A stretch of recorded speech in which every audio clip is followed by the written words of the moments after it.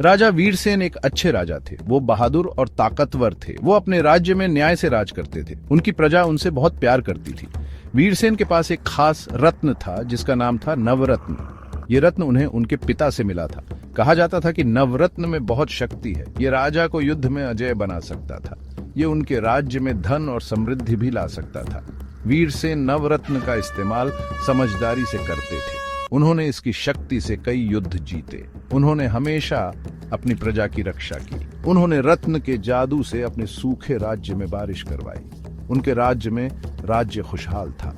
दूर दूर से लोग जादुई नवरत्न को देखने आते थे। वे वीरसेन की बुद्धि और साहस की प्रशंसा करते थे। एक दिन महल के दरवाजे पर एक अजनबी आया। वो एक बूढ़ा साधु था जो सादे कपड़े पहने हुए था। गार्ड्स उसे राजा वीरसेन के सामने ले आए। साधु ने राजा को गौर से देखा। उसके पास राजा के लिए एक संदेश था, नवरत्न के बारे में एक संदेश।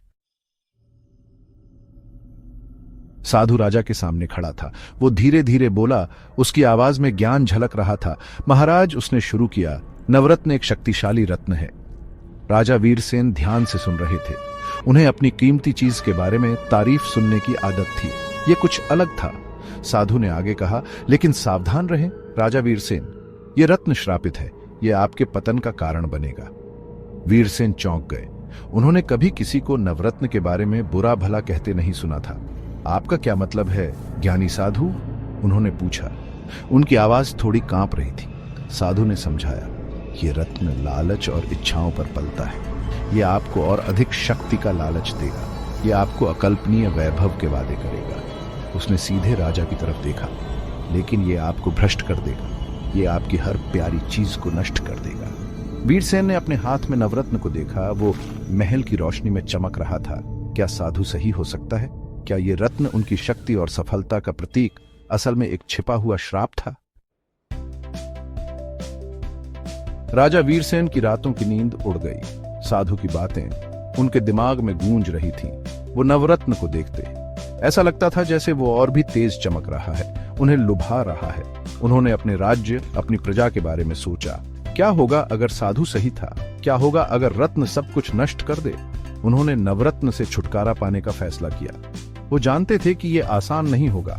रत्न अनमोल था, शक्तिशाली था, लेकिन उन्हें अपने राज्य की रक्षा करनी थी, भले ही इसका मतलब अपनी शक्ति का स्रोत छोड़ना हो। उन्होंने अपने सबसे भरोसेमंद सलाहकारों को बुलाया। उन्होंने साधु की चेतावनी के बारे में बताया। उन्होंने रत्न को पवित्र अग्नि में डालने की अपनी योजना बताई। उनके सलाहकार चौंक गए। उन्होंने इसका विरोध किया। महाराज, ये रत्न आपकी ताकत है। उन्होंने विनती की। एक बूढ़े साधु की बकवास मत सुनो। लेकिन वीरसेन दृढ़ थे। वो जानते थे कि उन्हें क्या करना है। राजा वीरसेन ने भारी मन से नवरत्न को पवित्र अग्नि में फेंक दिया। रत्न चीखा। एक आवाज पूरे राज्य में सुनाई दी। वो आग में जलकर राख हो गया। वीरसेन पर शांति की लहर दौड़ गई। उन्होंने सही काम किया था। शुरुआत में राज्य को मुश्किलों का सामना करना पड़ा। बारिश देर से हुई। दुश्मनों ने उनकी कमजोरी का फायदा उठाने का मौका देखा। लेकिन वीरसेन रत्न के प्रभाव से मुक्त होकर बुद्धिमानी और साहस से नेतृत्व किया। धीरे धीरे राज्य उभर गया। उन्होंने रत्न की शक्ति पर नहीं बल्कि अपनी ताकत पर भरोसा करना सीखा।